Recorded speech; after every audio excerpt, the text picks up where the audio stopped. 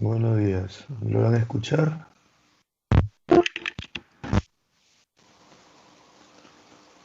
Sí, ¿no?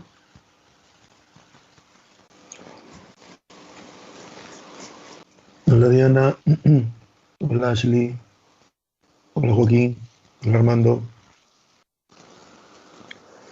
Gracias Diana. Hola Danilo. ¿Qué tal?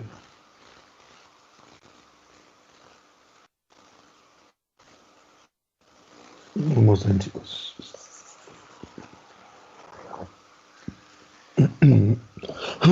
Vamos a ver hoy día Revolución Francesa. ¿Ya? Hola Frank. Hola Odilon. Hola Ani.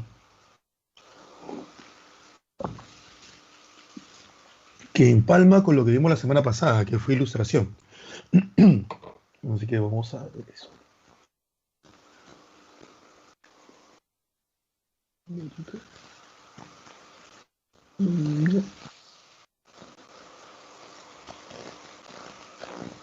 Mejor.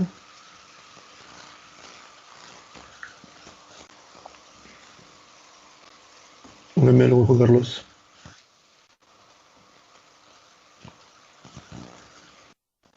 Ya.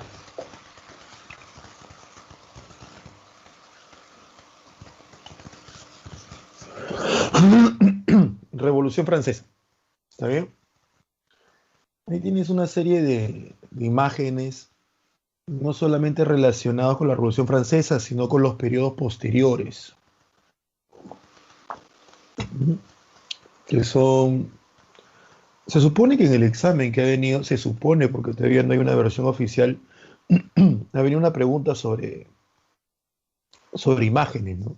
Al menos la del día viernes, se supone. Hasta que no salga una versión oficial del examen, no estoy muy seguro. Que es la que tienes en la parte inferior derecha, que es una imagen que comúnmente se le atribuye en las portadas de libros sobre la Revolución Francesa, pero no es un dibujo de la Revolución Francesa, es un dibujo de una revolución posterior, la Revolución del 30. ¿Ya? No es la Revolución Francesa, es la Revolución del 30. La que tienes arriba, sí. La que tienes al lado, a la parte superior derecha, es la decapitación de Luis XVI, el rey de Francia, al momento de la Revolución. Y la que tienes en la parte inferior izquierda es la de Napoleón Bonaparte, que en esta etapa no hablaremos de él, pero en su momento lo haremos. Y vamos a sacar muchos mitos sobre él, ¿no? El clásico mito de que era un hombre muy bajo, y no es verdad. Tanto es así que Robespierre, el famoso incorruptible, era mucho más bajo que él. Y nadie dice que Robespierre fuera pues un bajito, un enanito.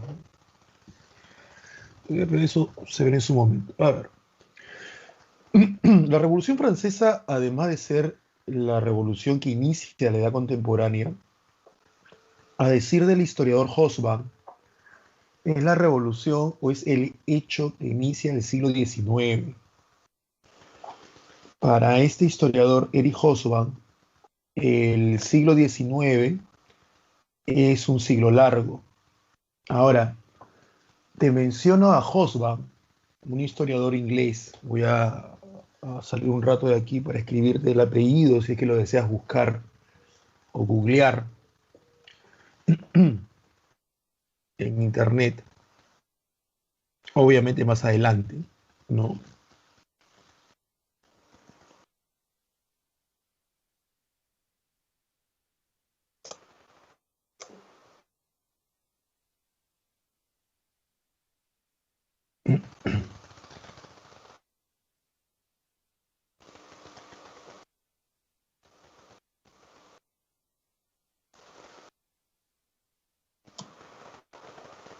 No sé si llegó, ahí está.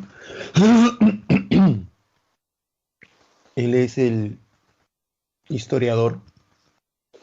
Ahora te lo menciono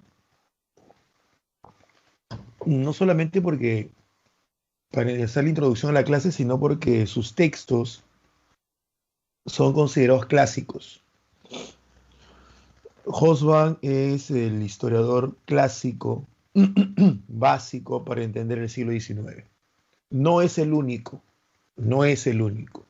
Ojo, vas a encontrar tal vez al momento que investigues, más adelante, no ahorita, al momento que investigues vas a encontrar que hay otros historiadores, ¿no?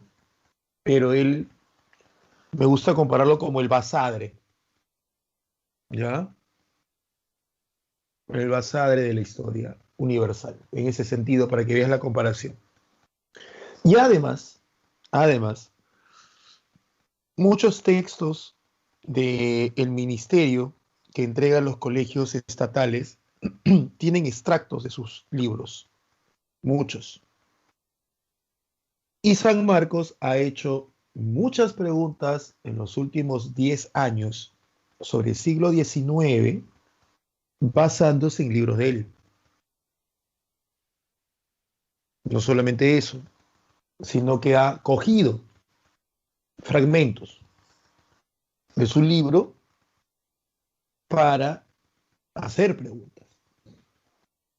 Una clásica pregunta que vino hace años y que siempre se pone en las pre es ¿cuál es el gran logro de la Revolución Francesa? ¿No? ¿Cuál es el gran logro? Y aquellos que no leyeron a Hobsbawm dirían, pues, acabar con el antiguo régimen. Aquellos que leyeron a Hobsbawm dirían, pues, que es el control político por parte de la burguesía. Y esa era la clave. Entonces, ese historiador puede ser criticado, pero nunca de manera de mala fe, sino porque siempre aparecen nuevas teorías, nuevos análisis. Perdón. Es como criticar a Basadre, ¿no? ¿Por qué lo llamaste república aristocrática? Cuando no son aristócratas, no son nobles los que gobiernan. Puedes tener a muchas personas criticando a Basadre, pero nadie, o como dicen tus amigos reggaetoneros, nadie, ¿no? Porque son varios, nadie va a decir, pues, que Basadre no es una autoridad, aún después de muerto. Igual con Hobsbawm, que también está muerto. El texto en el cual los libros de secundaria se basan y en el cual San Marcos se basa es el primer texto que arranca su trilogía sobre el siglo XIX, que, como te dije, para él el siglo XIX comienza con la Revolución Francesa y termina con el inicio de la Primera Guerra Mundial. Si alguno de ustedes conoce un poco de historia, me dirá, profe, pero el siglo XIX para él está comenzando en 1789, que es cuando comienza la Revolución Francesa, y está terminando en 1914, que es cuando inicia la Primera Guerra Mundial. O sea, está agarrando 11 años del siglo XVIII y está chapando 14 años del siglo XX. O sea, al final ese siglo no debería ser siglo, debería 125 años. Sí, sí. Entonces, como que un siglo. Lo que pasa es que aquí viene algo que sí, que se va repitiendo varias veces, ¿no? La historia y el historiador y la manera como se enseña historia ya no se sostiene únicamente en las fechas, en los datos. Esa era la forma de enseñar historia en el siglo XIX. Esa era la forma de enseñar historia durante la Revolución Francesa, imagínate. Fecha, dato, nombre. Donde el historiador solamente se basaba en el pasado por pasado, nada más. Donde se estudiaba a los grandes hombres, Napoleón, Hitler. Y donde la historia solamente se centraba en batallas y se centraba en cuestiones políticas, nada más, ¿no? Batalla política, batalla política, batalla política, grandes hombres. Por eso que ese tipo de hacer historia abunda mucho en biografías, abunda mucho en batallas, ¿no? Algunos chicos todavía les queda en la cabeza eso, profe, explíquese la batalla de Waterloo. Ya. ¿Para qué? Para saber, pues. Ya, ¿y qué quieres saber? ¿Quieres saber por qué se dio la batalla y cuáles fueron las consecuencias? No, no, no, ¿cómo fue la batalla? ¿Para qué? Para saber, pues, por qué perdió Napoleón. Ah, bueno. ¿Cuántos cañones fueron? No, es una tontería, no tiene sentido eso. Eso está bien para la historia militar. Entonces, la nueva historia es distinta. El libro, ya para cerrar esto, es el primero de su trilogía y se llama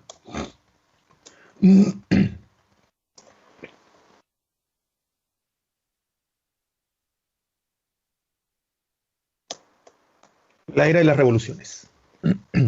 Creo que está en PDF. No es obligatorio que lo leas, obviamente, ni mucho menos para el examen de admisión, aunque te haría la vida más fácil, ¿ya? En especial la primera parte, porque la primera parte es una de las formas, es uno de los textos más interesantes que hay sobre la primera mitad del siglo XIX. Revolución Francesa, era napoleónica, guerra napoleónicas, eras la restauración y las revoluciones liberales. Porque ese texto abarca de 1789 a 1848. Obligatorio que un profesor tenga que leer ese libro. Obligatorio. ¿No? Pero es muy interesante. Entonces, él te marca esto. Y él es el que dice, pues, que el siglo XIX es un siglo largo. Es un siglo largo viéndolo como proceso, dice él. Yo no puedo entender el siglo XIX si no entiendo la Revolución Francesa. Y aquí viene la importancia de esta revolución. Esta revolución lleva a la práctica todo aquello que se vio en la Ilustración, todo aquello que la Ilustración propuso y que no fue atendido, todo aquello que la Revolución propuso y que no fue escuchado, la Revolución Francesa lo va a llevar a cabo. Y como toda revolución, lo hizo de manera violenta. Muchas personas dicen, ¿por qué siempre la violencia? Pero es que sin violencia no hay cambio. Sin, para ponerle un término menos agresivo, todo cambio genera movimiento. Es así de simple. Nada estático cambia. Todo cambio genera movimiento. Y todo movimiento es un acto violento. De una u otra forma es un acto violento.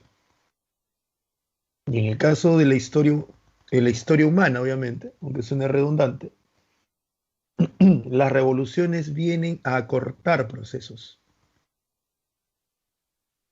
Lo que pudo haber demorado decenas de años o cientos de años, una revolución te lo realiza en menos de meses o en años cortos, ¿no? 10, como el caso de la Revolución Francesa, 10 años. Entonces, toda revolución, todo cambio tiene una violencia, tiene un movimiento incluido. Y la Revolución Francesa es el origen de la democracia moderna, de la democracia occidental moderna. Es el origen. Todo lo que tú conoces, como te dije la semana pasada, la idea de igualdad, la idea de derechos, de deberes, se le debemos a ellos, a la Revolución Francesa. Porque el concepto de democracia nace aquí, tal cual tú y yo lo entendemos hoy. No democracia en su sentido puro, que nace en Grecia, en Atenas. Pero la democracia que tú y yo tenemos no es la ateniense, no es la democracia griega, es la democracia francesa. Porque la democracia ateniense aún contemplaba algunas cosas que hoy no tenemos como diferencias. Una de ellas es que Atenas aceptaba como iguales a los atenienses. No aceptaba como iguales a un ateniense con un espartano, sino a los atenienses. Aceptaba como iguales a los hombres, Aunque me dirás, en la Revolución Francesa tampoco las mujeres. Sí, tienes razón. Pero mira cuántos años pasaron desde la democracia ateniense y la mujer recién logra su reconocimiento en el mundo occidental.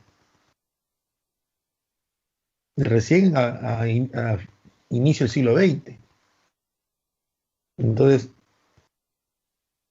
desde la democracia moderna hasta el reconocimiento de la mujer como igual al hombre pasaron menos de 200 años. Desde Grecia hasta lo que agarro como ejemplo, más de 2000.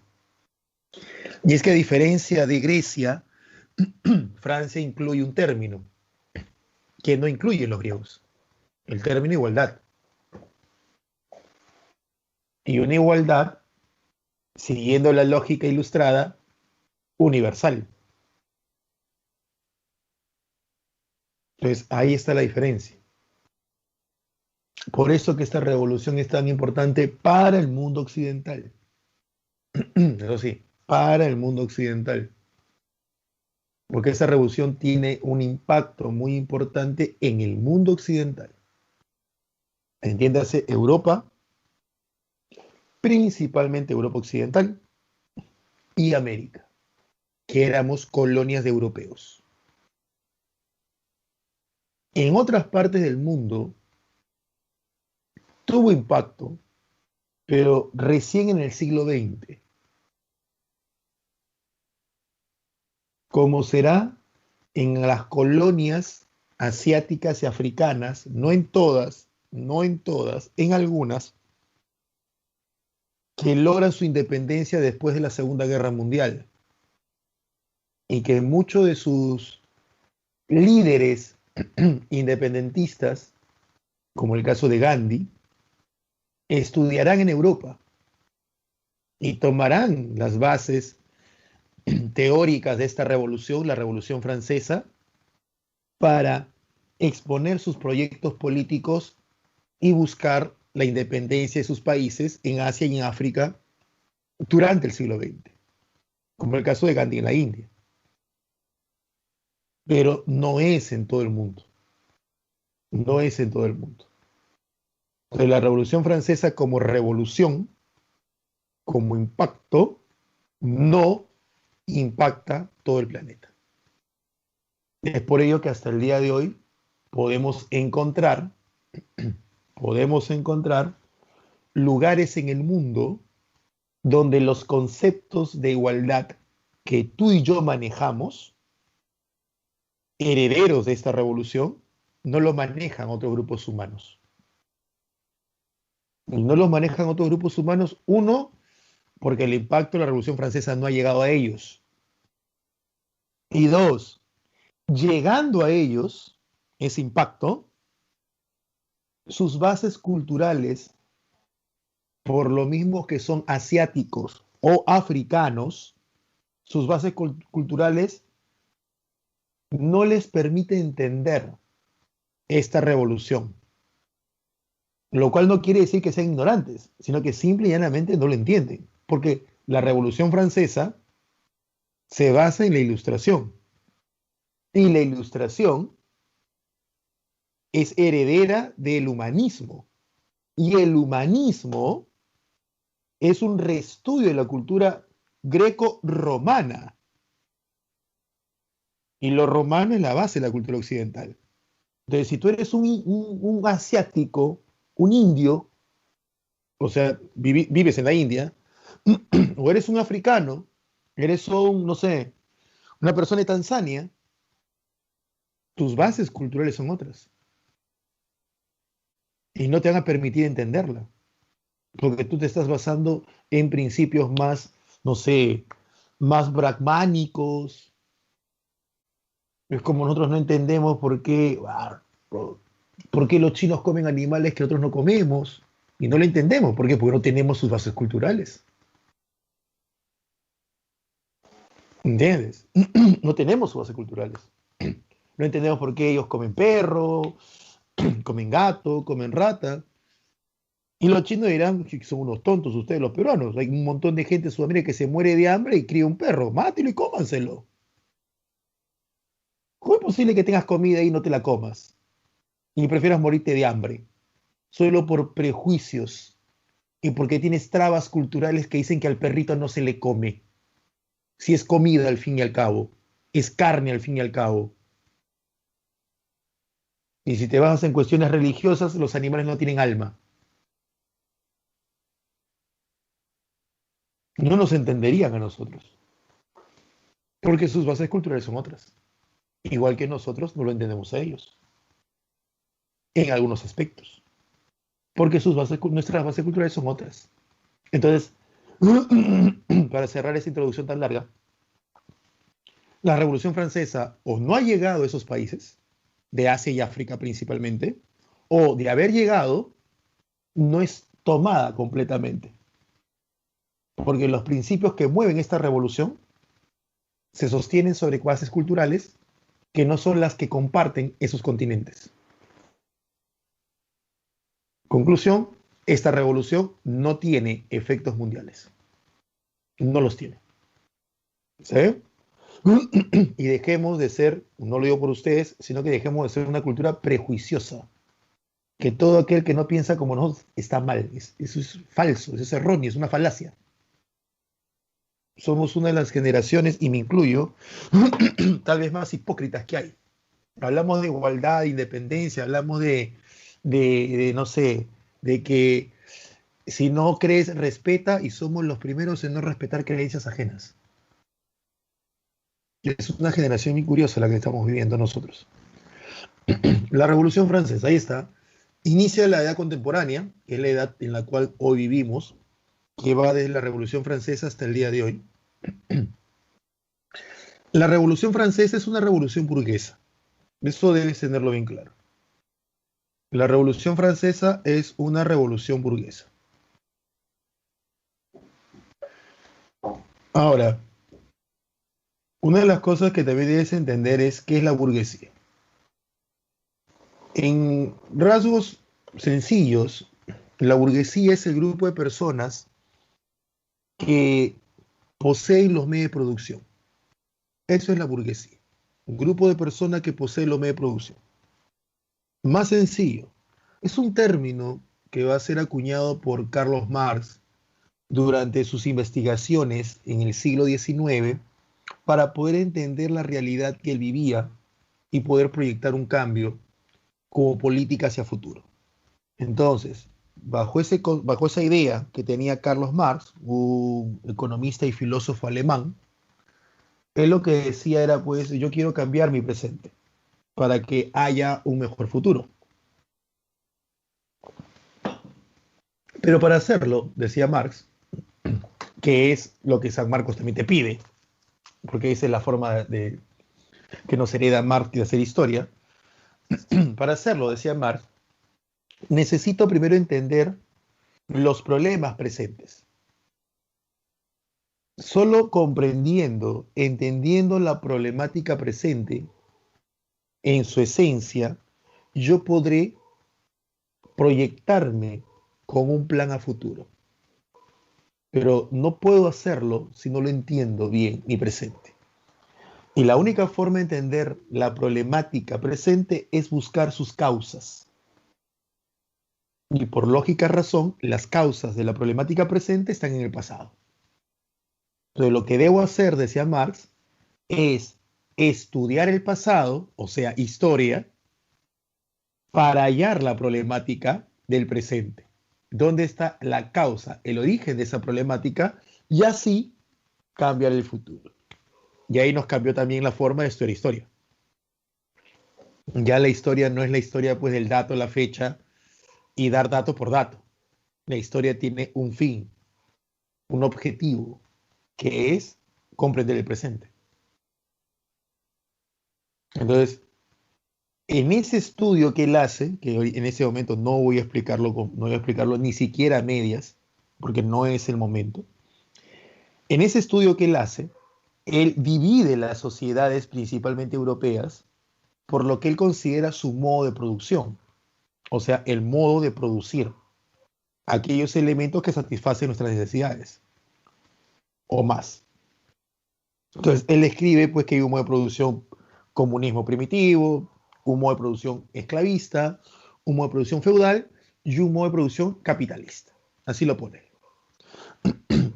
Y cada modo de producción, según su forma de ver, tiene una clase social que la domina, que se aprovecha y que se enriquece de dicho modo de producción. En el esclavismo es el amo, en el feudalismo el señor feudal y en el capitalismo el burgués. Y como clase dominante, la burguesía es la dueña de los medios de producción.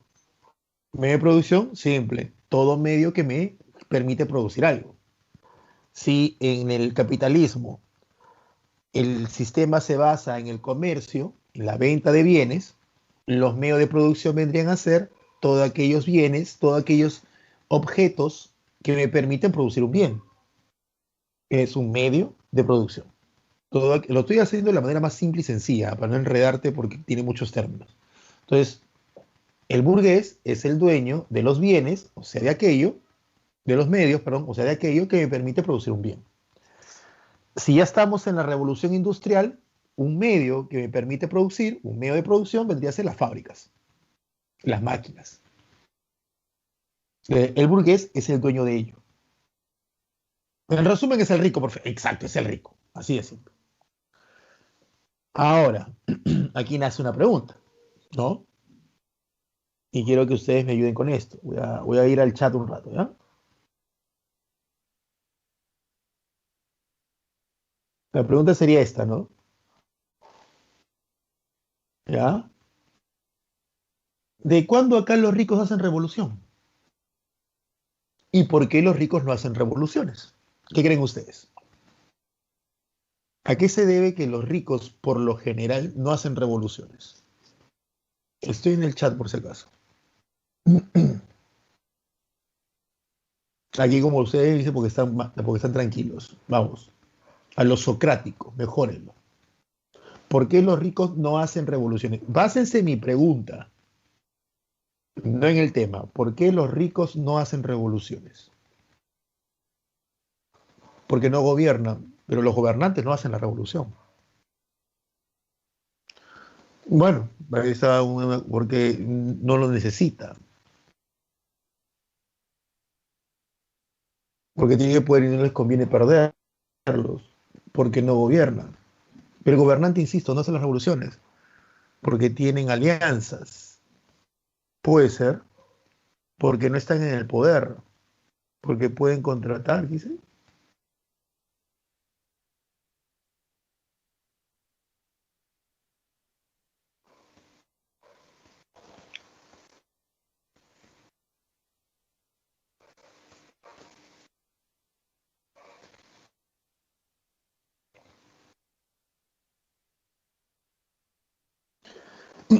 Vuelvo a insistir mi pregunta, ¿ya? Está bien, escuchen acá. Vuelvo a insistir, escuchen, dejen de escribir. Ya, dejen de escribir. Y yo en ningún momento he dicho, ¿por qué los ricos franceses no hacen revolución? Yo he dicho, ¿por qué los ricos no hacen revolución? Mi pregunta es general. Mi pregunta es general. ¿Por qué en el mundo, ya voy a ser más específico, ¿ya? ¿Por qué en el mundo los ricos no hacen revoluciones? Y algunos me han respondido eso, ¿no? Como ahorita lo está haciendo como una de las personas de las tantas, Ashley, ¿no? Porque no tiene necesidades. Porque una revolución implica cambiar de manera radical y drástica algo que existe. Pero si aquello que existe me ha vuelto rico, me ha vuelto millonario, ¿para qué lo cambiaría?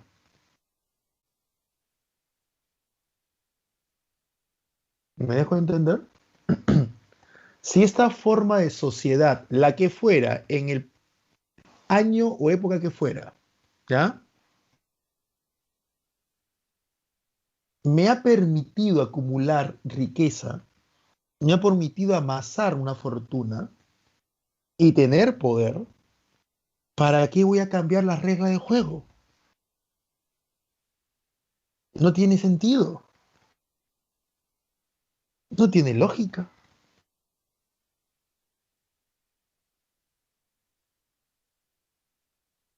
¿Me entiendes? Es como ahora, así como vemos que hay tanto aquí en academia, en colegio, obviamente hay las clases virtuales. Y casi en la mayoría de colegios particulares, por no decir en todos, estas clases virtuales se están grabando, así como esta se está grabando. ¿Ya? Se están grabando. Y luego se cuelgan en un drive o en este caso se cuelga automáticamente, no sé cómo es, se cuelga en una plataforma, lo cual le permite al alumno repasar la clase.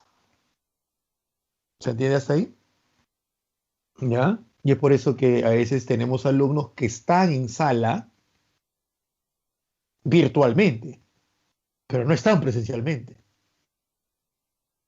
¿Por qué? Porque tienen esa salida, ¿no? ¿Para qué si va a estar la clase grabada?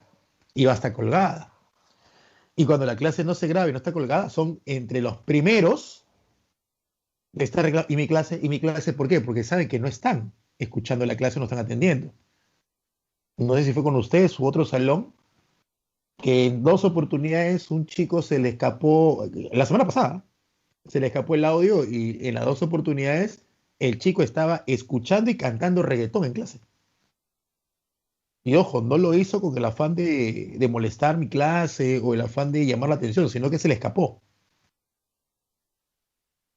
Se le escapó nada más. Y activó el audio y estaba escuchando que ya escuchar reggaetón ya lo deja mal, ¿no? Ya escuchar reggaetón ya lo deja mal, ya debería no reproducirse, seamos sinceros, ¿no? No debería hacerle eso a la humanidad. Pero asumo que ese chico estará esperando pues que la clase sea grabada. Y en el colegio pasa lo mismo. Profe, la clase no sube, profe, la clase no sube. ¿Por qué? Porque ahora esta forma de educación o esta forma de enseñanza, ¿no? Le permite tanto al empeñoso como al que no lo es, ¿ya? Una salida. El empeñoso, que espero que sean los 105 que escuchan mi clase, es escuchar mi clase, atender mi clase y entenderla, y luego ir a la biblioteca y repasarla. Y al que no lo es, le permite estar con su computadora encendida y haciendo otra cosa. ¿Entiendes? Haciendo otra cosa. Es más, haciendo cosas realmente muy malas para la sociedad. Escuchar reggaetón. Porque tienen la esperanza que luego podrán ir a una biblioteca, ¿no? O a la biblioteca que existe, colegio o academia, y poder revisar. ¿Se entiende? Entonces, si dijéramos, jóvenes, si dijéramos, jóvenes, ya no habrá biblioteca, estoy escuchando unos pajaritos.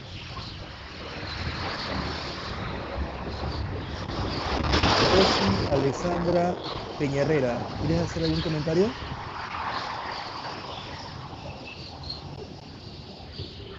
Parece que no. ¿No? Entonces, si decimos no haber clases colgadas, ¿me entiendes?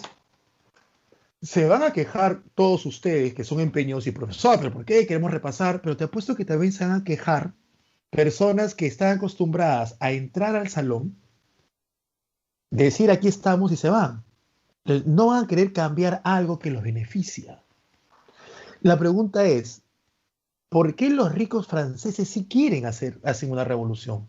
¿Por qué rompen con esa idea de que los millonarios no lo harían? En este caso, como algunos ya adelantaron, es porque a estos ricos franceses les falta algo.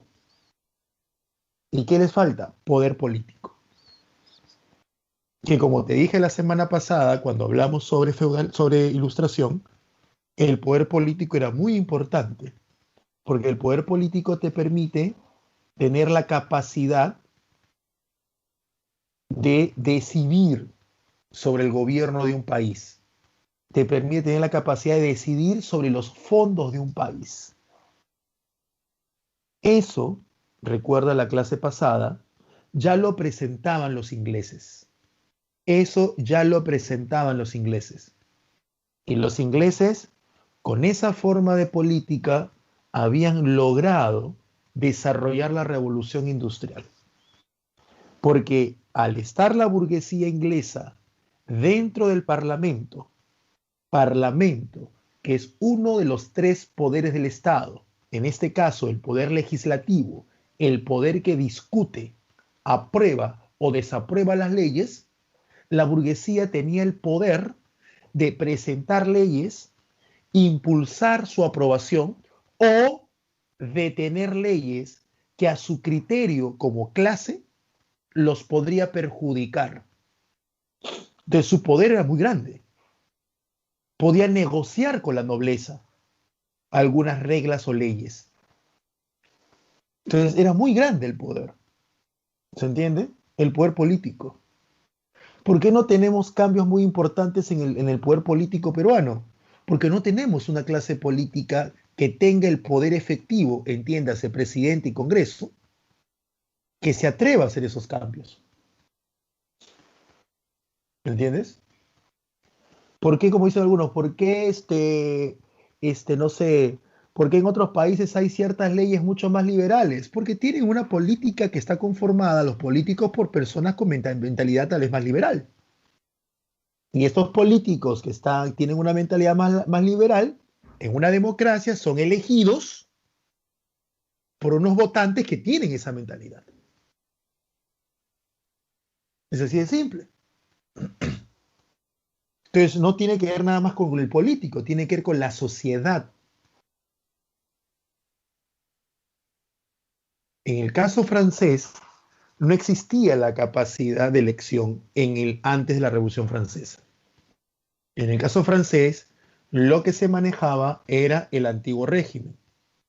Y el antiguo régimen, como ustedes recordarán, se sostenía en dos ideas principales. Una sociedad estamental, es decir, una sociedad que se basó en la división de los seres humanos de acuerdo a su origen, no a su economía, sino a su origen. Naciste noble, naciste para mandar; naciste no noble, eres pueblo, naciste para obedecer. No nos interesa que el noble tenga un sol en el bolsillo y que el pueblo tenga 10 millones en el bolsillo. No nos interesa. Eres noble, así tengas un sol, eres el capacitado para mandar. Eres pueblo, tengas 10 millones, vas a obedecer. Esa era la lógica de la sociedad estamental. Esa es su lógica. Y sobre esta base social se sostenía la idea política de que el rey, al estar en la cabeza de los nacidos para mandar, el rey gobernaba solo, el poder absolutista. En este caso, estos dos pilares impedían que el pueblo en general tuviera acceso al poder, tuviera capacidad de decisión. Y dentro del pueblo estaba la burguesía. Entonces la burguesía francesa eran personas con mucho poder económico, pero con cero poder político debido a una estructura social, la sociedad estamental, que venía arrastrando Francia desde el siglo VII. Tenemos una economía francesa basándose en el capitalismo mercantil, ¿no? Y que ya está desarrollando el capitalismo. Tenemos una economía francesa con una clase burguesa con mucho poder económico, pero que aún arrastraban instituciones sociales y forma de pensar de sociedad propia del feudalismo. Entonces todavía el capitalismo en Francia no se estaba desarrollando plenamente porque aún arrastraba algo del feudalismo. ¿Me entiendes? Entonces eso era una traba. Y la burguesía intentó acabar con esa traba a través de la Ilustración. Pero como no se pudo, lo van a hacer a través de la Revolución Francesa. Como dirían las abuelitas o las mamás, ¿no? Si no entiendes por las buenas, vas a entender por las malas. Por las buenas fue la Ilustración. ¿No entendiste? ya vas a entender por las malas. El palazo que te caía, esa es la Revolución Francesa. Y ahí vas a entender. Por eso se dice que es una revolución burguesa. ¿Qué buscaba la burguesía? Acceder al poder político. Eso es lo que buscaba. Ahora, ¿cuáles son las causas de esta revolución? La primera, económica. Tú toca bolsillo y olvídate, ¿eh? Ahí tocaste lo último. Toca bolsillo y tocaste lo último. Por eso que las peores peleas entre familias es por plata. Son las peores. La herencia, olvídate, se matan por eso. Porque ahí pues nos sale la parte muy humana, el egoísmo, ¿no? Lo que lleva a Francia a su peor crisis son los gastos militares. Contrario a lo que muchos creen, porque una cosa es lo que tú crees y otra cosa es lo que es. ¿Estamos de acuerdo? Una cosa es lo que tú crees y otra cosa es lo que es. Contrario a lo que muchos creen, los despilfarros, los bailes, el lujo de la corte de Versalles, esas personas que se pintaban la cara de blanco, usaban unas pelucas gigantescas, donde hasta colocaban mesas, sillas y muñecas, y no estoy bromeando, es así. Hay grabados de la época donde en las fiestas del siglo XVII y XVIII, las damas de alta sociedad francesa se aparecían con unos peinados que debían ser sostenidos por dos ayudantes o sirvientas, porque hasta colocaban pequeñas alas dentro de su peluca, en realidad eran pelucas, no era su cabello, ¿no? Que representaba una sala o un baile y colocaban muñecas ahí, ¿no? Y así salían a la calle. Uno diga, profesor, qué tremenda ridiculez es eso, ¿cómo se va a colocar eso? Nah. Hay gente que compra pantalón nuevo que parece viejo y roto, imagínate, así que, ¿qué podemos pensar? En toda época ha habido seres humanos así. Y esos lujos, ese exceso que generaba gastos, es cierto, no era la causante de la crisis económica francesa. Por más que el rey hiciera fiestas todos los días, eso no quiebra un país. Lo que quebró el país fueron los gastos militares, que Francia se va a inmiscuir en campañas militares, en guerras, que no van a resultar económicamente rentables, porque una guerra es un negocio. Un ejemplo, la guerra de los 7 años. Guerra en la cual Francia se enfrenta a Inglaterra y pierde. Entonces, como en algún momento te he dicho, ¿no? Entrar en una guerra es una inversión, porque vas a aumentar el número de soldados que comúnmente tienes en paz, lo aumentas. Y a veces hasta lo quintuplicas. Y los soldados cobran un sueldo. Entonces quintuplicas el salario, en el sentido de cantidad de salario que vas a pagar. Ese es uno. Dos, a medida que la tecnología va avanzando, se hace mucho más costoso, porque una cosa es darle espadas a un soldado y vaya a pelear con su espada. Y otra cosa es utilizar arcabuz. El arcabuz de por sí ya tiene muchos elementos que si uno de ellos se sale, ya el arma no sirve. Repuestos. El plomo de las balas. La pólvora que impulsa la bala. ¿Entiendes? Y esos son gastos. Si mueves un ejército de 500.000 de seres humanos, debes tener 500.000 de raciones de alimento diario. Esto es solo si comen una vez al día. Si cada soldado toma 1 litro de agua diaria, debes tener 500.000 de litros de agua diarias para sostener al soldado y los animales que jalan las cosas. Entonces, es un gasto. Tú no atacas por atacar. ¿De qué te sirve atacar un lugar que no tiene lagos, no tiene ríos? Después, ¿cómo sostienes ese ejército? ¿Cómo le das agua? Que cada uno hay una cantimplora. Y si se les acaba, no es algo fácil una guerra. Y peor es si la pierdes, como el caso de Francia. Porque, uno, pierdes la inversión, que has hecho. Dos, el país que te gana te va a quitar territorios, si no pregúntale a Perú contra Chile, ya, Arica Tarapacá, y no te va a quitar un territorio, pues un desierto, no, no, te va a quitar territorios que tengan fuentes de riqueza naturales y que obviamente lo beneficia al país ganador, porque el país ganador tiene que recuperar también la inversión que hizo, ¿me entiendes? Tiene que recuperar. Y obvio que va a perjudicar al país perdedor, ¿ya? Y encima te obliga a pagar impuestos, como le pasó a Alemania en la Primera Guerra Mundial, que aparte de perder colonias a nivel mundial, tuvo que pagar un impuesto de guerra que recién lo terminó de pagar en el año 2010. Ojo, la guerra terminó en el 2018, en el año 1918, perdón. Y él lo termina de pagar en el año 2010, casi 100 años después. Entonces es complicado.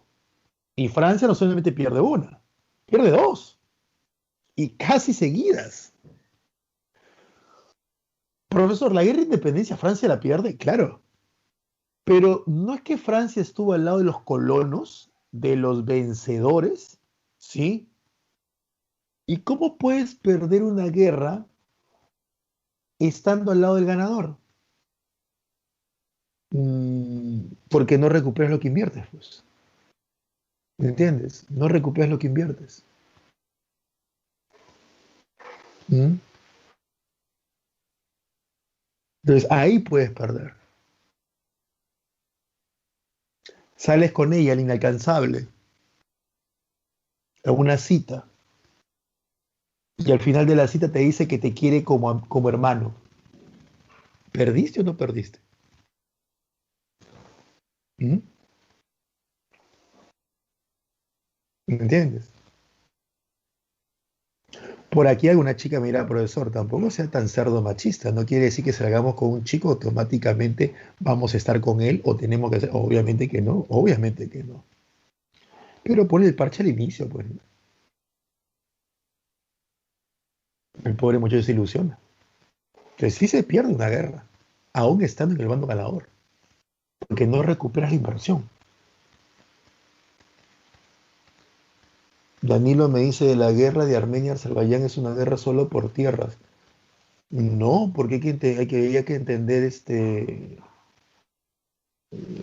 Danilo creo que ha sido, habría que entender qué importancia tiene para ellos esas tierras. Si son tierras cultivables, su economía se maneja principalmente bajo la agricultura, no es una pelea sin sentido. Una pelea sin sentido, Danilo, sería que iniciáramos la guerra a Chile solamente por el Huáscar. Eso sería una estupidez total. Eso sí es una total estupidez. Hacer la guerra a Chile solo por el Huáscar.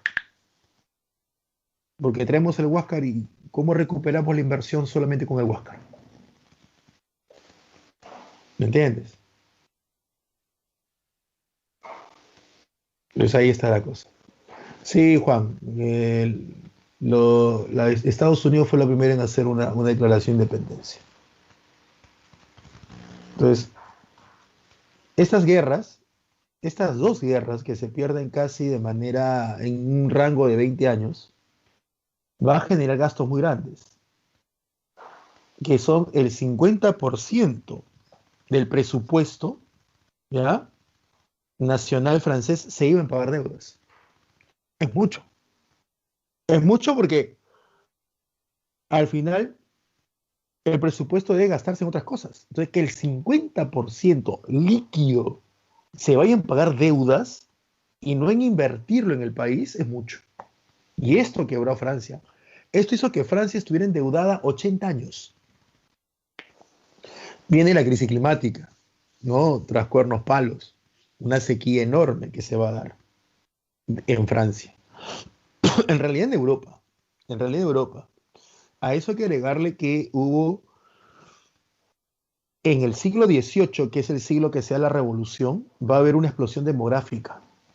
¿Cómo es eso? Mucha gente. Francia, que era un país muy poblado, para que te des una idea de la cantidad de población que tenía Francia, Inglaterra, que era una potencia mundial ya para la época de la Revolución Francesa, Inglaterra como potencia mundial, su población no pasaba de los 10 millones de habitantes. Para 1789, Inglaterra era la potencia y su población no pasaba de 10 millones de habitantes. Francia, al inicio de la Revolución Francesa, tenía 28 millones de habitantes. Si tienes mucha gente y pocos recursos y una pésima administración, vas a tener mucha hambruna, mucha pobreza. Y mucha pobreza vas a tener una revolución o muchos problemas como gobernante. Entonces, si tienes un pésimo gobierno, una pésima administración, porque el 50% de deudas demuestra que estás pésimamente administrando tu país, y a eso le sumas una crisis climática que va a echarse abajo las cosechas, y tienes poca capacidad económica para poder suplir esa ausencia de productos de campo, y mucha gente que se está muriendo de hambre, chicos, tienes una revolución en puertas. De hecho, tienes una revolución en puertas. Y el despilfarro en la corte de Versalles. Profesor, pero si usted al inicio dijo que el despilfarro no podía ser causante de la crisis económica, si al final era muy poco. Sí, la corte de Versalles gastaba más o menos el 3% del presupuesto nacional, que no sirve para quebrarte, pero si le sumas a todos los gastos y a toda la incapacidad económica que tenían sus gobernantes, sí genera una crisis. ¿Genera una crisis por qué? Porque gastar el 3% de un presupuesto en una familia es mucho. No te quiebra en condiciones normales, pero Francia no está pasando condiciones normales. Entonces, ese 3% es mucho, uno, y dos, políticamente es incorrecto. Porque si bien es cierto, si el rey de Francia dejara de hacer fiestas y su presupuesto lo pasara al Estado, créeme que Francia seguiría pésimamente, seguiría quebrada. Porque el problema de Francia es que la han manejado mal y la han llevado a una quiebra. Pero al menos harías un gesto político. Al menos tu pueblo vería que tu rey se priva de algunos lujos y excesos que, si bien es cierto no me va a sacar de la crisis, al menos veo que el rey tiene cierta empatía hacia su pueblo. ¿Me entiendes? Entonces, ese gesto político es muy importante en época de crisis. Pero si el rey, además que su pueblo se muere de hambre, él va a seguir teniendo su vida como si nada hubiera pasado, como diciendo yo aquí no me perjudico, y es el rey la cabeza de la clase gobernante que ha llevado a Francia a la quiebra, y ni el rey ni la clase gobernante incapaz van a ajustarse el cinturón o sufrir las consecuencias. Entonces, ese gesto político negativo va a hacer que la cólera, el odio y que el sentimiento de levantarse se haga mucho más evidente. Eso es lo que va a pasar. Por eso es que nace esa famosa leyenda, porque nadie ha podido certificar y comprobar que así haya sido, de que María Antonieta dijo, si no tienen pan, que coman tortas, demostrando el total desconocimiento de la vida de sus súbditos, creyendo que si la gente no tenía pan, podía comer algún pastelillo, alguna torta, cuando en realidad pan era lo más básico de alimentación que podía tener una persona del pueblo. Si no hay pan, quiere decir que no hay nada. ¿No? Pero nadie ha podido demostrar de que María Antonieta haya dicho eso. Nadie.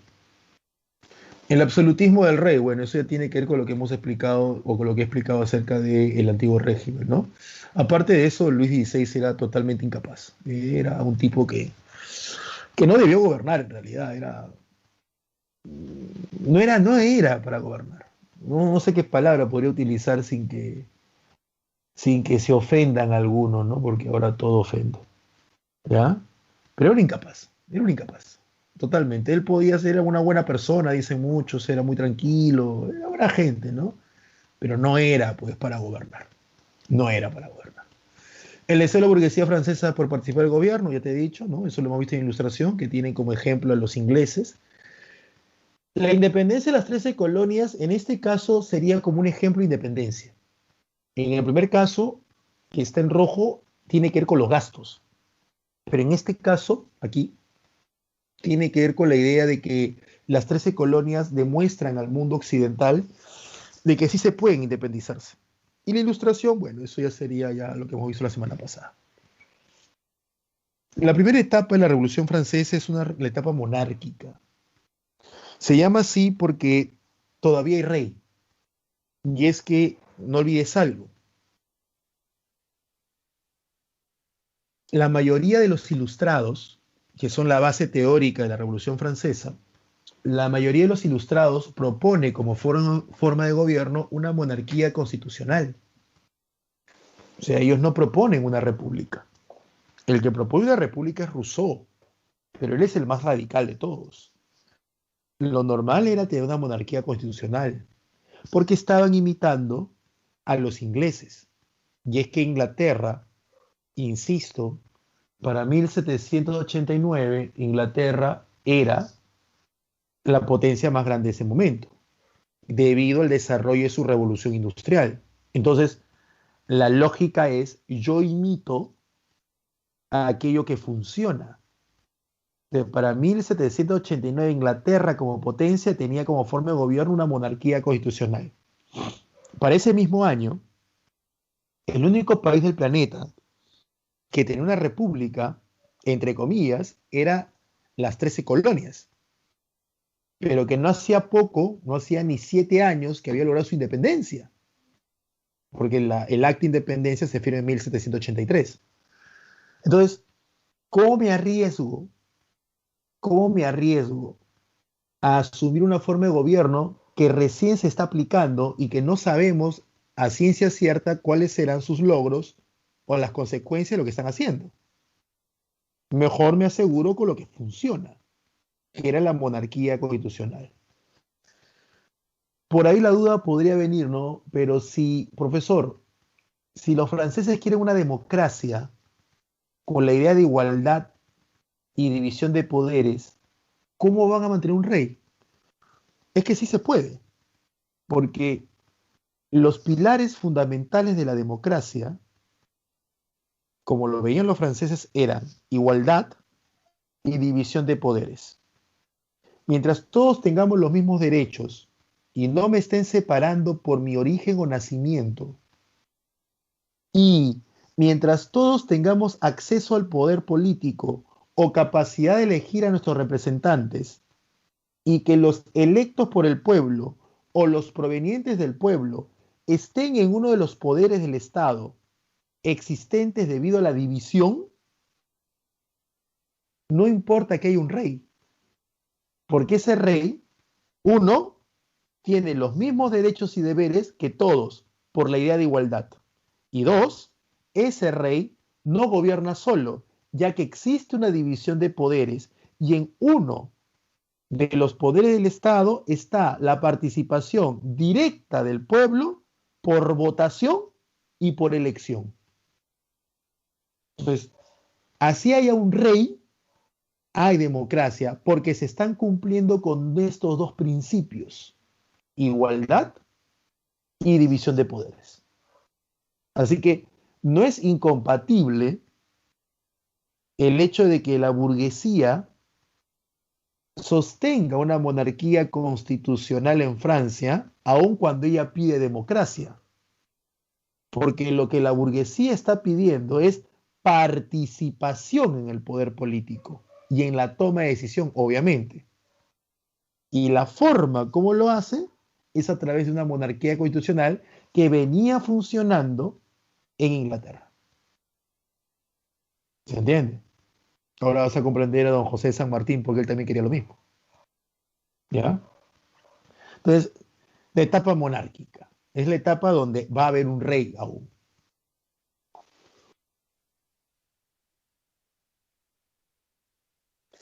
La primera etapa, disculpen ese cuadrazo, pero había algo feo ahí que no podía presentar. La primera etapa son los estados generales.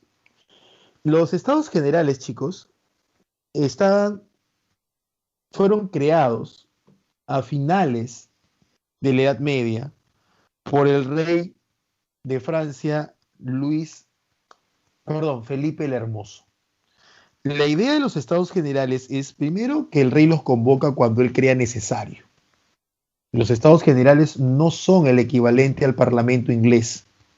En el parlamento inglés, el parlamento debe ser convocado, primero, cada vez que el rey quería elevar impuestos o cuando fuera guerra.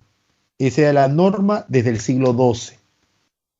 Entonces el rey de Inglaterra debía convocar un parlamento cuando debía elevar impuestos o irse a guerra.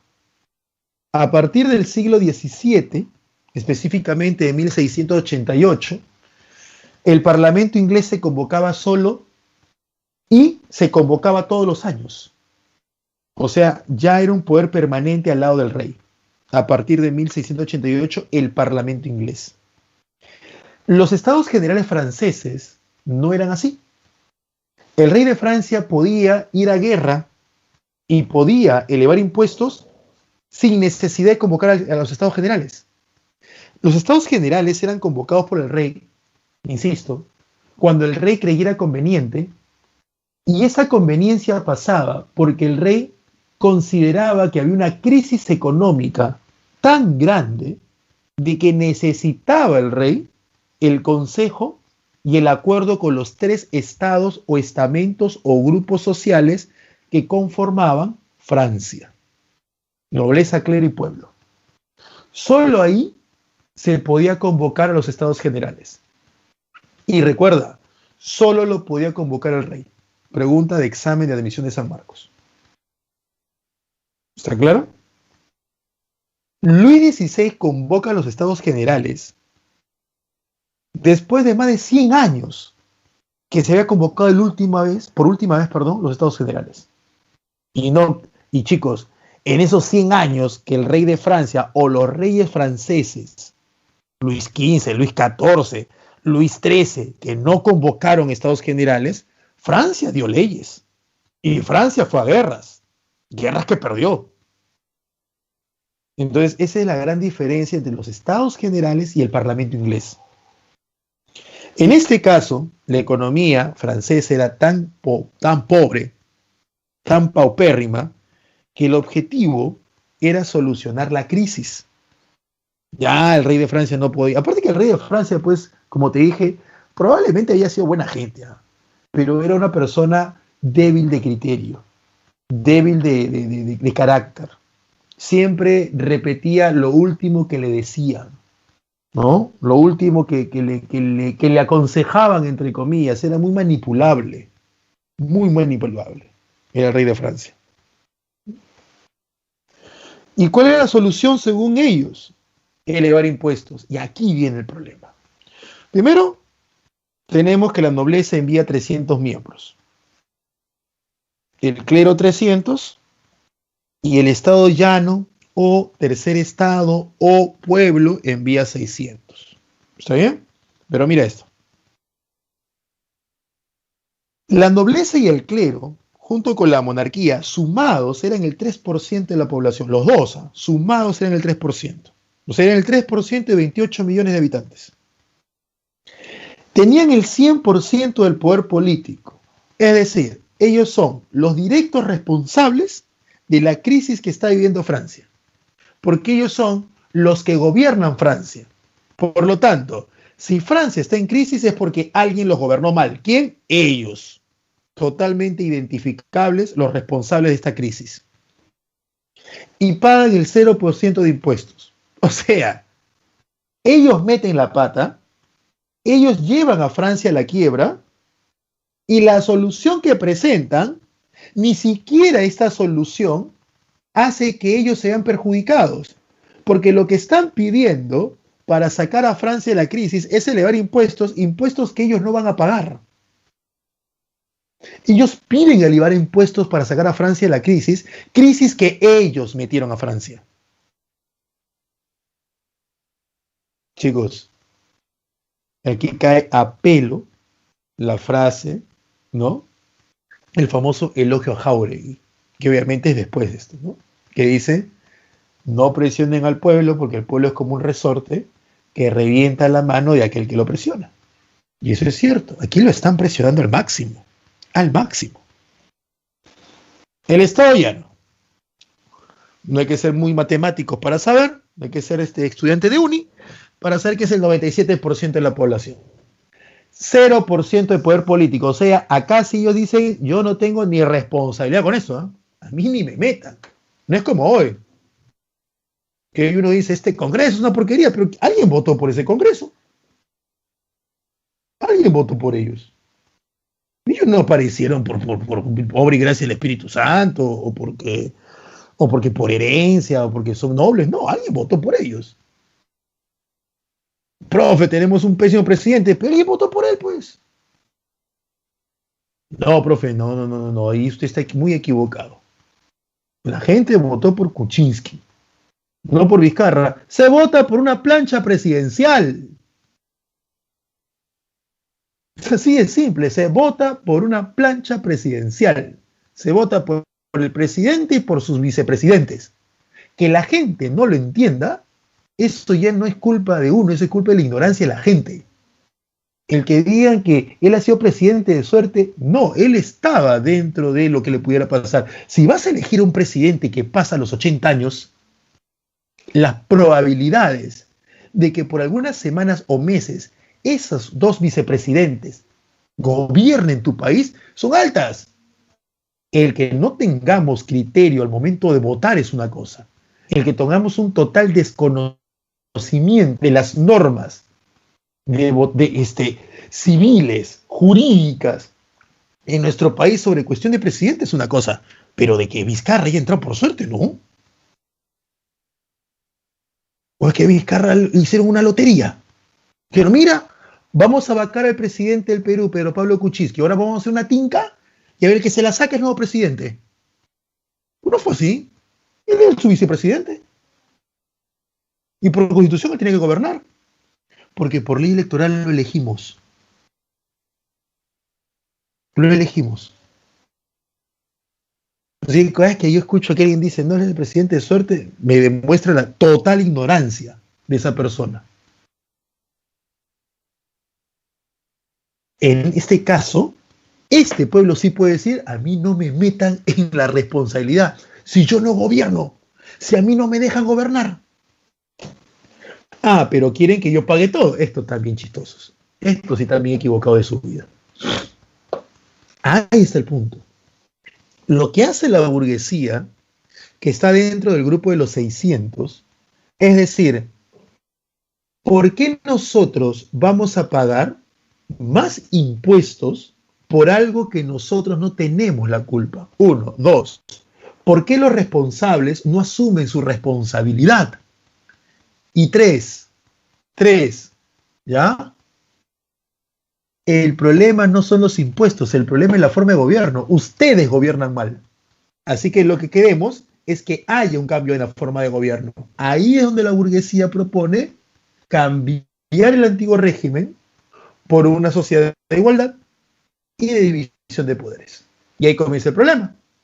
Porque comienza el problema. ¿Cómo se va a votar por ello? ¿Por Estado o por individuo?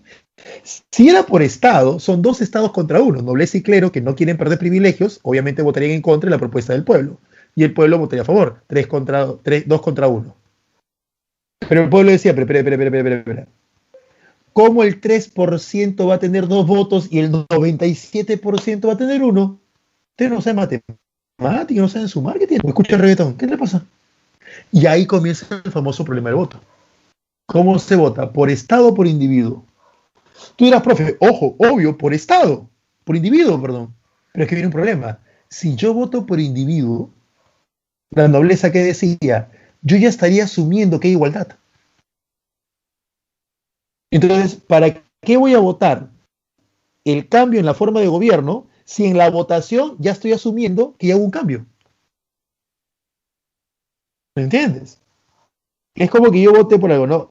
Vamos a votar porque las mujeres tengan derechos? Un ejemplo, hace 100 años atrás. ¿Vamos a votar porque las mujeres tengan derechos o no los tengan? Ya, listo, vamos a votar ya. Pero ojo, que voten las mujeres.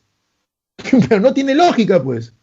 Si recién vamos a votar los derechos de la mujer, ¿cómo la mujer va a votar? Porque al hacerlo ya estamos reconociéndole derechos. ¿Me entiendes? En este caso, si es que esto ha sido una cooperación hace 100 años, pues, ahí estaba el problema. Hacen, rompen con los estados nacionales, los estados generales. Dijeron, ¿sabes qué? No, ni más. Ni más, con esta gente no se puede, dijo el pueblo. Vamos a juntarnos. Y crean la famosa Asamblea Nacional, donde solo se reúne el tercer estado, con algunos miembros del clero y la nobleza que van a estar a su lado. Y hacen, ellos juran no separarse hasta darle a Francia una constitución. Juramento que sí cumplen, no como tu ex que te juró amar toda la vida y mira tú, llegó la cuarentena y aquí estamos. En la Asamblea Constituyente se va a realizar la famosa toma de la Bastilla. La Asamblea Constituyente, como tu mismo nombre lo dice, tiene por objetivo establecer la Constitución. Porque la Asamblea Nacional que dijo, nos juntamos y no nos separamos a darle a Francia una Constitución. ¿Qué quiere decir eso? Vamos a cambiar la forma de gobierno. La toma de la Bastilla es un símbolo de absolutismo y es un polvorín. La Bastilla era eso. Aparte que en la Bastilla había comida. Y el día de la toma, el 14 de julio, la gente pasaba por mucha hambre. Entonces los sans-culottes, la gente pobre de París, los famosos sin calzones, que no sabían ni leer ni escribir, créeme que esa gente va a la Bastilla, no porque se ponga en el plan político de que sí, vamos a tomar la Bastilla, porque yo que leía a Robespierre, yo que leía a Montesquieu, no, esa gente la tiene clara. Hoy me levanté con hambre, fui a hacer mi colita para comprar un pedazo de pan que lo vamos a partir entre 5, y el pan cuesta el salario de un año. O sea, ni siquiera para un pan tengo. Me muero de hambre y no hay comida. Estoy molesto. Critico al rey. Y digo, en esa Bastilla hay soldados que están que engordan con estos impuestos, comiendo bien. ¿Por qué? Porque en la Bastilla hay comida. O sea, es algo mucho más básico que decir, no, profe, toman la Bastilla porque es un símbolo del absolutismo. ¿Tú crees que esta gente que no sabe ni leer ni escribir en su vida, pues un colegio que ni existía en esa época, ¿tú crees que se van a poner a tener criterios políticos y cuestiones muy ideológicas un día como 14 de julio donde están que se mueren de hambre? No puede, se va por algo más básico. ¿Tenemos hambre? Hay comida. Vamos, hombre, pues. Es simple, yo no voy a permitir pues, ver que mis hijos o mi hijo se muera de hambre solamente porque no tengo, el rey maneja mal el gobierno. Y la comida está ahí, al alcance. Ahora, la Bastilla era una fortaleza. Y los burgueses, para proteger esta idea de la Asamblea Constituyente, habían creado la Guardia Nacional. Y la Guardia Nacional necesita armas. Y necesita principalmente pólvora. Y en la Bastilla había pólvora. Entonces se junta hambre y necesidad, porque me entiendes. El hambre son los sans-culottes, la necesidad son los guardias, la Guardia Nacional. ¿Tú qué tienes? Hambre, quiero comida, ahí hay comida. ¿Yo qué quiero? Pólvora, ahí hay pólvora. Vamos, pues nos juntamos. Y se tumbaron la Bastilla. Así fue. Y de pasadita liberaron a los presos. Suena menos heroico, suena, ¿no? Suena menos épico, ¿no? Menos así, menos revolucionario, ¿no? Ya, entonces, por eso se dice, no, entraron ellos a acabar con el símbolo del antiguo régimen, tan que se morían de hambre. Se da la Declaración de los Derechos del Hombre Ciudadano, que marca el fin del feudalismo, porque por primera vez se habla de que los hombres tienen derechos, y se habla ya no de siervos y señores, sino de hombres y ciudadanos. Se da la Constitución Civil del Clero, donde al clero se le obliga a jurar por la revolución, ya que antes la iglesia siempre había apoyado a los señores feudales, y se expropia la tierra de la iglesia, o sea, pasa al Estado. Traslado de la familia real desde Versalles hasta las Tullerías. Versalles queda fuera de París para que no se vaya. El Gran Miedo, que es el momento donde la gente del campo, porque la revolución fue en ciudad, ojo, la revolución es urbana, es ciudad, no campo. La gente del campo tiene noticias segmentadas, distorsionadas, teléfono malogrado. Entonces la gente comienza a tener un gran temor porque no sabe qué está pasando y le comienza a meter cuchillo a todo lo que se mueva que no conozca. Eso se llama el gran miedo. No lo confundan con el gobierno del terror, que es otra cosa. El rey trata de fugar, lo encuentran, más al lado del rey. Se da la matanza del campo de Marte, donde la Guardia Nacional tiene que abrir fuego contra el pueblo que quería conversar, entre comillas, con el rey, y se firma la Constitución. Con una Constitución ya firmada, se crea la Asamblea Legislativa, que esta sí es como un parlamento, pero aquí sale la nueva división social. Solo vota los que pagan impuestos, exclusión de los pobres. Antes, lo que dividía a las personas era o naciste para mandar o naciste para obedecer. Ahora lo que te divide es o tienes dinero o no tienes dinero. Por eso es que hoy día la gente no quiere ser un príncipe azul ni un rey. Ahora la gente que quiere ser un millonario. Tus símbolos no son las personas que tienen títulos nobles. Tus símbolos son las personas que tienen dinero. Tus íconos, ¿no? El boxeador, el futbolista, ¿no? El cantante. ¿Me entiendes? Porque ahora la nueva forma de división social es el dinero. Y ahora aparece una monarquía constitucional, una constitución, con el rey a la cabeza, poder ejecutivo, y la asamblea legislativa con poder legislativo, donde tendrás a la nobleza y a la burguesía. Listo, chicos, paso aquí para algunas preguntas. ¿Ya?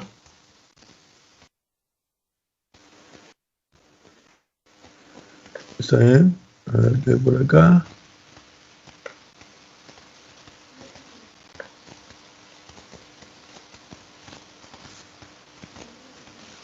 A ver qué hay acá. Un voto por ese congreso, lo vendieron los Tapper, el peruano nunca aprende, y lo desechan como vasitos, es verdad, con plata, usaron hack. En momento, 15 donaciones feministas, no entendí esa parte, a saquear la pandemia. Sí, San es sí.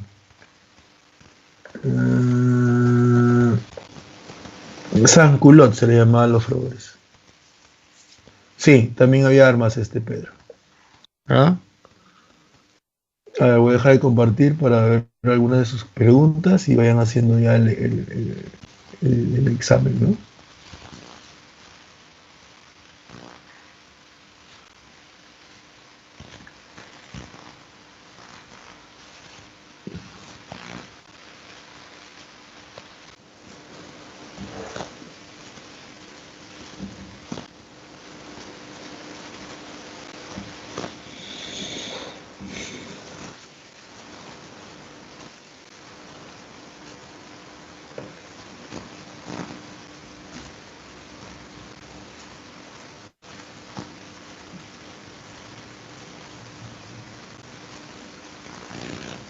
No lleva ese, José, no te hagas problemas.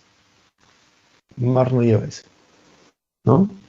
Entonces hay que llegar a un sistema, en conclusión, que el capitalismo entre en crisis y que la crisis capitalista genere una toma de conciencia de clase. O sea, que te des cuenta de que debe cambiar todo esto.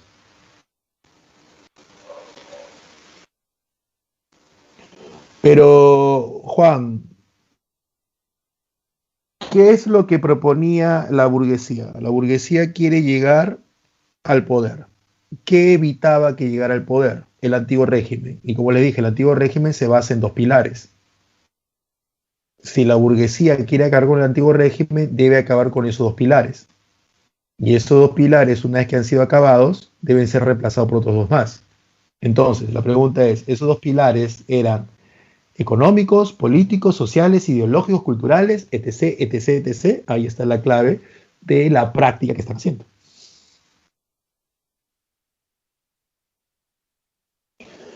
Luis XVII es el hijo de Luis XVI, Juan. Y Luis XVII fue encerrado, llevado a juicio, obligado a inculpar a su madre de una serie de cosas y luego muere de tuberculosis. Ah, con Luis XVI no, lo siguen dejando gobernando. Recuerda que... No era problema, Juan. Recuerda que según la burguesía, que es la que está llevando a cabo la revolución, el rey era necesario. El rey era necesario. El rey va a morir decapitado y no te estoy espoleando ninguna nada. El rey muere decapitado porque se le acusa de traición a la patria y se le encuentra culpable. Eso es lo que veremos la próxima semana. ¿Ya? Pero después la toma de la Bastilla, el rey sigue en el palacio, sigue viene en Versalles. Después lo sacan de Versalles. Listo, Mel. Vamos a ir viendo las claves. De aquí, ¿ya? Algunas. No es una causa de la Revolución Francesa. Bueno, no es una causa de la Revolución Francesa. Esto, ¿no? La Reforma Protestante. La Reforma Protestante fue del siglo XVI. Durante la Revolución Francesa, el gran miedo se encuentra en... el gran miedo se encuentra en... ¿Dónde estás? La Asamblea Constituyente. Acuérdense, es el temor de la gente del campo ante la desinformación que llegaba al campo de lo que estaba pasando en la ciudad, o sea, en París. Fue la medida más importante durante la Asamblea Constituyente de la Revolución Francesa, la Declaración de los Derechos del Hombre y del Ciudadano, donde ya no estamos hablando de un hombre, de un noble y de un vasallo, estamos hablando de hombre, muy machista todavía, sí, dale tiempo, y ciudadano, ¿ya? Profe, ¿por qué solamente los hombres y no las mujeres? Es el tiempo, muchachos, es el tiempo, o sea, no hay que ser anacrónicos, no voy a juzgar con ojos del presente al ojo del pasado. Eso es, cuando a veces me dice, profe, ¿verdad que los griegos eran muy machistas? ¿Verdad que los romanos eran muy machistas? ¿Verdad, verdad? Sí, pero lo estás viendo desde tu óptica, ¿qué es machista hoy? No lo estás viendo con la óptica del pasado. Así que tildar a todo el pasado de machistas, ¿cómo haríamos? Cuéntame, ¿cómo haríamos? Porque hoy día el concepto machista es algo negativo. O sea, eso no es histórico. No estoy diciendo que no lo sea, obvio, pero hay que entender el tiempo, la época. La Revolución Francesa significó la toma del poder por parte de la burguesía. Eso significó. La Revolución Francesa se origina contra el antiguo régimen. Rey de Francia, el inicio de la Revolución. Este es más fácil. ¿Dónde? Hubiera repetido la pregunta. Y eso que lo cambié. Luis XVI. Acá también es Luis XVI. Y eso que la cambié. Uy, cometí un error. Ya, tú me entiendes. Acá es Luis XVI. Voy a marcarlo por aquí. Ese acá es. Y voy a marcar ahora todo. Disculpe, chicos. La influencia de la ilustración no se relaciona. ¿No se relaciona a qué? Al fin del capitalismo. El capitalismo no ha terminado. Se mantiene. Pero voy aquí a repetir pregunta. Acá es Luis XVI. Esa clave sería. La pregunta número 8 es la clave casa. No fue una causa la Revolución Francesa. No fue una causa. No fue una causa. Esta no fue una causa. El gobierno del terror. Porque esa es una etapa de la revolución, no una causa. Y por último, hecho acontecido durante la Asamblea Constituyente. Hecho acontecido. La toma de la Bastilla. La batalla de Valmy se da en la Asamblea Legislativa. El golpe del 18 Brumario acaba con la revolución. Eso lo veremos la próxima semana. El juramento del Salón de Juego de la Pelota es en la Asamblea Nacional. Y la campaña de Napoleón es durante su imperio.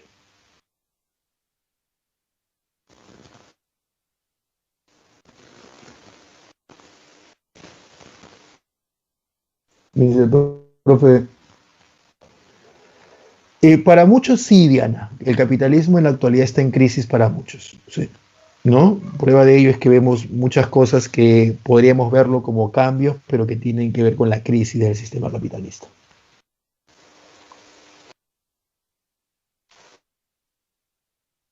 Sí, no compartí la pantalla. Ahí están las claves. De la pregunta 1 la D, de la pregunta 2 la A. Gracias por avisarme. De la pregunta 3 la A. De la pregunta 4 la A. De la pregunta 5 la D. De la pregunta 6 dedo. De la pregunta 7 dedo. De la pregunta 8 que todo está marcado, no es la C nada más, ahí se me pasó.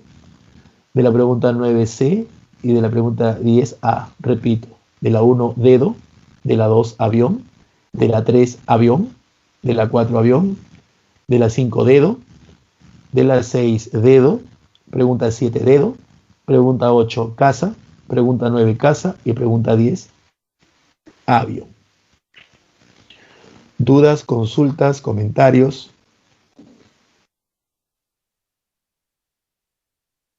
Pedro, en la etapa monárquica, y eso es pregunta, creo, ¿no? En la etapa monárquica solo son dos los que atacan. Rusia va a entrar en la etapa de Napoleón. ¿Ya? Bueno, chicos, ya son 9:30. ¿Alguna duda más? ¿Alguna consulta? ¿Algún comentario?